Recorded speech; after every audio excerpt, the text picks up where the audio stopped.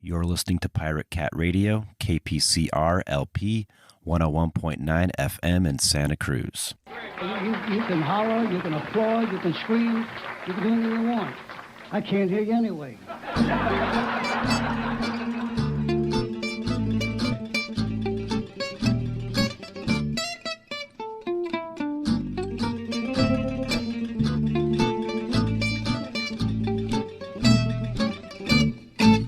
Very excited to have Cameron S. Mitchell back to Salt Lake Dirt so fast. It was such a blast talking to him for Slamdance 2023.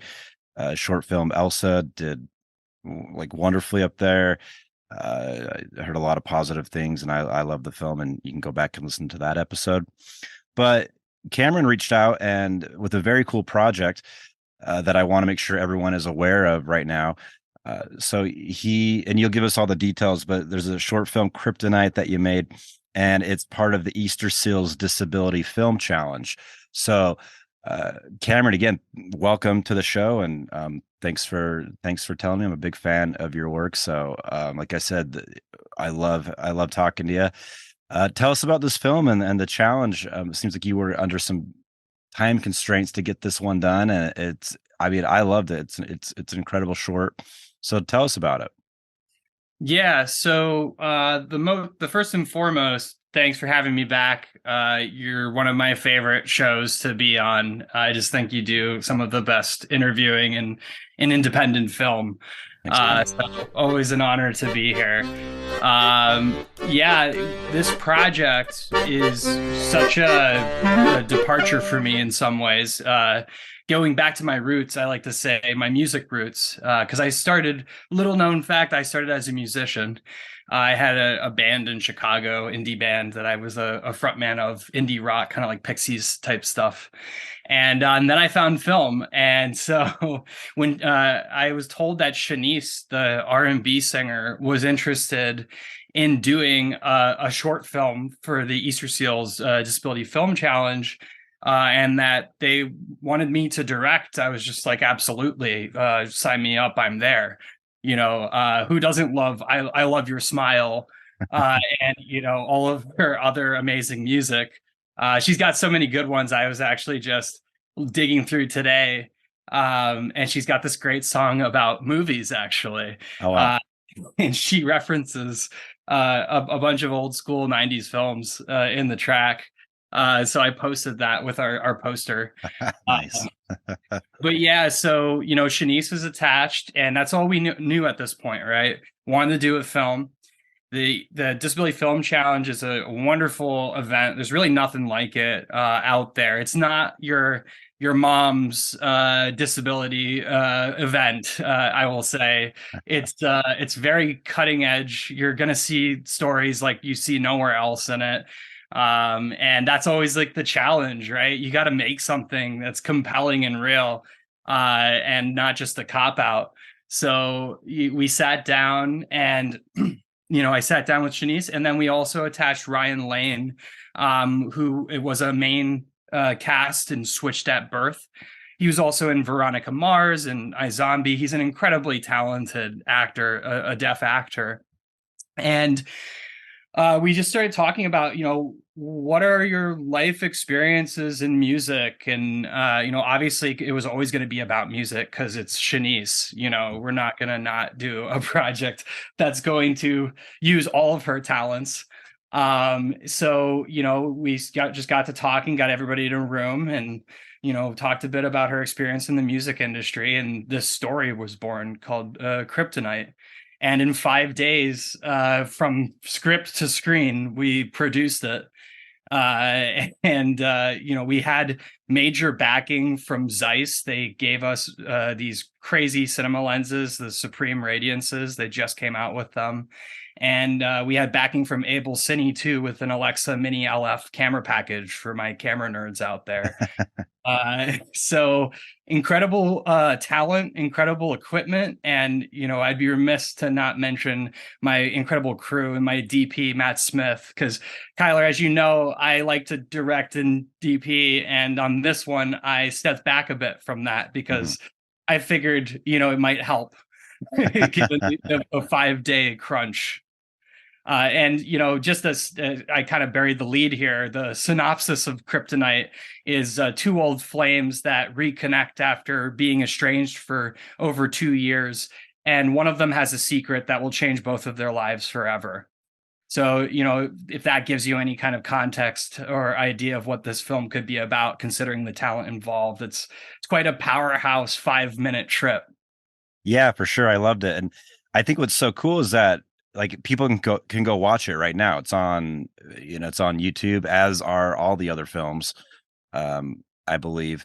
So I'll make sure we have links to that so you can watch Kryptonite and some of the other stuff as well. Such a cool, I've never heard of this film challenge before, so it was cool to hear about it, and just how accessible like immediately it is to people. So I'm just curious, when was so is this is happening right now? Maybe you can give us specifics about the dates of when this, like, the real push for this is. Yeah, And well, yeah. it's happening right now. I mean, by the time this airs on the radio, we'll be out of the awareness challenge period, which is through the 17th. But if you happen to be reading or listening to this beforehand, your like, watch, listen really counts. So be sure to hop on by YouTube or Facebook or Instagram and find us on the Easterseals Disability Film Challenge, YouTube, Facebook, etc. And yeah, this is the 10th year for this film challenge. And I may not have ever told you this before on the show, but the Disability Film Challenge is kind of what it gave me a venue for the Oh, type wow. of films that I do. So my first narrative short, The Co-op, that was for the Easterseals Disability Film Challenge in 2017. And this will be my third film that I've made for the challenge. And, it's the 10-year anniversary of the challenge. So yeah, it's really an incredible thing.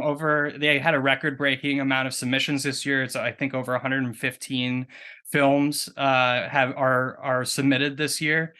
And there's a lot of incredible prizes and just things on the line here.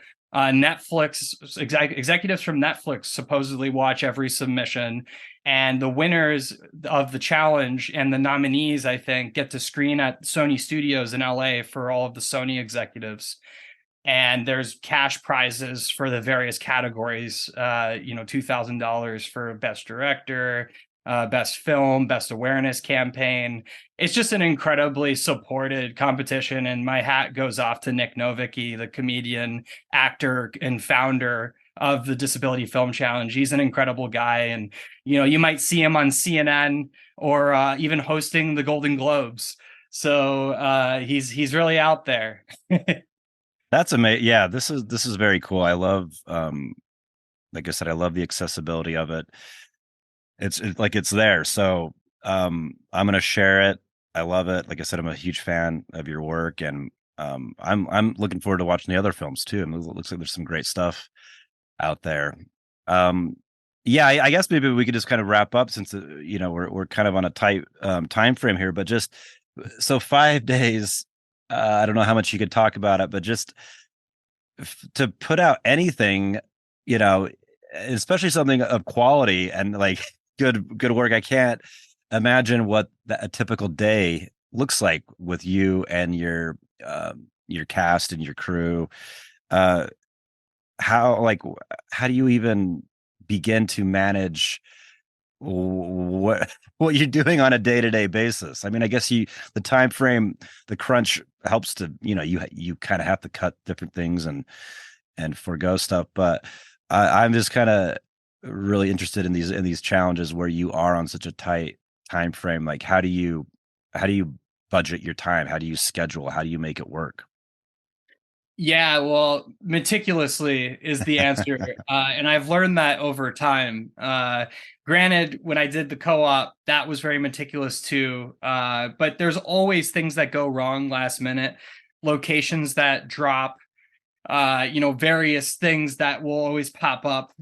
Thankfully, well, this year's version of that was we actually had Russell Harvard attached, who was in There Will Be Blood. and we lost him at the last second because of for some personal reasons. And we were so lucky to find Ryan Lane, who I really can't speak highly enough. His acting chops are just incredible.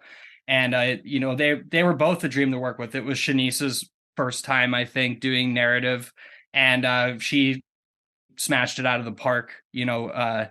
And so it was just meticulous planning. It's day 1 through 5, right? So day 1 we just dedicated to rehearsal, to writing, finishing the script, and rehearsing, because there's it was, I think, 4 2/3 pages, and we easily ended up probably with a 10-minute film, and there's going to be a longer festival cut. So this isn't the last time you're going to hear about Kryptonite.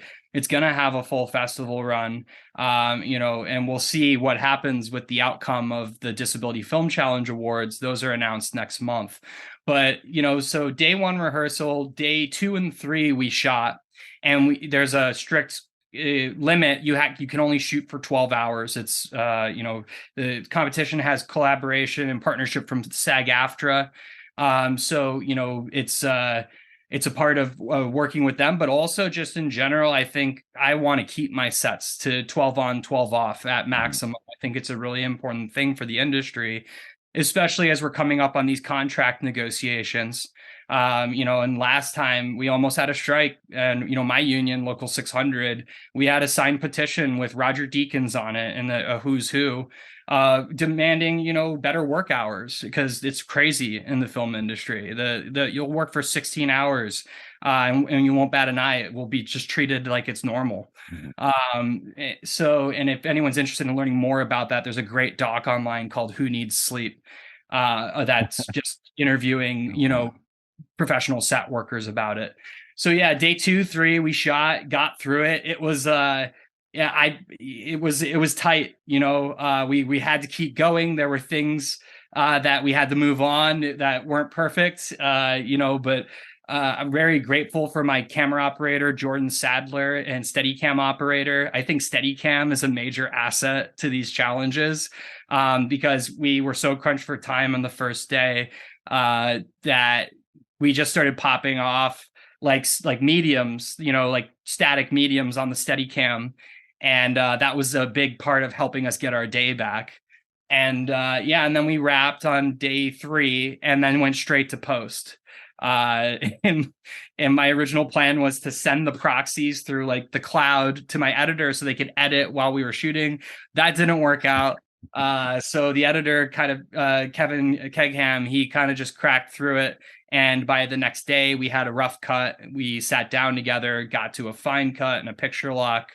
And then thankfully, Shanice already had a beautiful song that we got to put in the video. So we didn't have to worry about scoring necessarily. And we also got it into color. So sorry, that was might be a bit TMI. That's what I didn't. I mean, that's great. I think when I see something like this, I can't. I think when it seems like it took you way longer to do this. I think it's so cool when you can put something together that quick. And so that's exactly what I asked. I was super curious about how one even goes about that. But I guess working with people who are completely on board, and it sounds like you had a great team.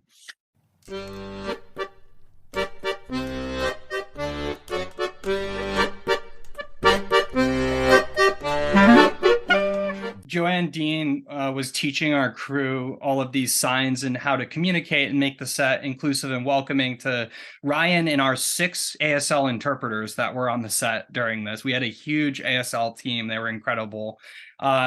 And one thing, so they taught me, the director, some special signs, like from the top is basically patting your head. Rolling is like, you put like your hand next to your eye, your left hand next to your eye, and you roll your right hand like you're rolling an old fashioned like Bolex or crank camera. The blocking was fascinating. The signs for blocking, there were some of them that were so fast I couldn't even pick up on them. But apparently, because ASL is so spatial, it's not like English, right? Or a spoken language. Everything is relational. So when you say we, you use two fingers, and the finger pointing towards the person in your space is them, and then the finger pointing towards you is you. And so like they're able to communicate blocking in like a quarter of the time that we can even try Wow. to attempt to block something. So I would say, like, can we like smidge Ryan to the left a little bit, maybe like 3 inches, and he would already be there, because they were like, oh yeah, just they would sign like hop over here, and he would be there. And yeah, that just blew me away. So, and also Ryan was telling me about how, in the military, this is why like the Marines have adapted sign as a way of nonverbal communication, because it's just quicker and more efficient. Mm, So it had me thinking, like, we should all learn ASL and be seriously. incorporating it into our daily lives, because we're so trying to get everywhere so fast, and really ASL is way faster and more It's more efficient. efficient, right? Oh, Yeah. that's great. That's great. And I just want to highlight Joanne Dean and Signmation, because she taught all of our crew ASL how to sign their names, how to say nice to meet you, I'm signing it to you right Nice. now, and among other things. And it just created this incredible inclusive atmosphere on set. And on day 2, I remember the set photographer, his name is Raymond. He's deaf. He didn't learn ASL because it was banned in his household growing up. And he came to me and he said that, he was blown away that the crew was signing. And, that just like hit me in the heart, because yeah, that team was incredible. That set was incredible to be on. And hopefully when you watch it, you can kind of see that magic was there. Yeah, beautiful film. Cameron, thanks so much for being on again. We'll have you on in the future during festival season when we can talk more like in depth about this. But yeah, I just want to make sure everyone's aware of the film Kryptonite. It's part of the Easterseals Disability Film Challenge. Cameron, thank you so much for joining us. Yeah, thanks for having me. And, follow us on Instagram. Shanice's account is Shanice Online. Mine is CameronS.Mitchell. And Ryan Lane, if you just search him, he's got a huge fan club. So we're all very active there. So if you want to be a part of it and be a part of the journey as we get to the festival circuit, now's the time. Get on early. Great. Thanks so much. Thanks for having me.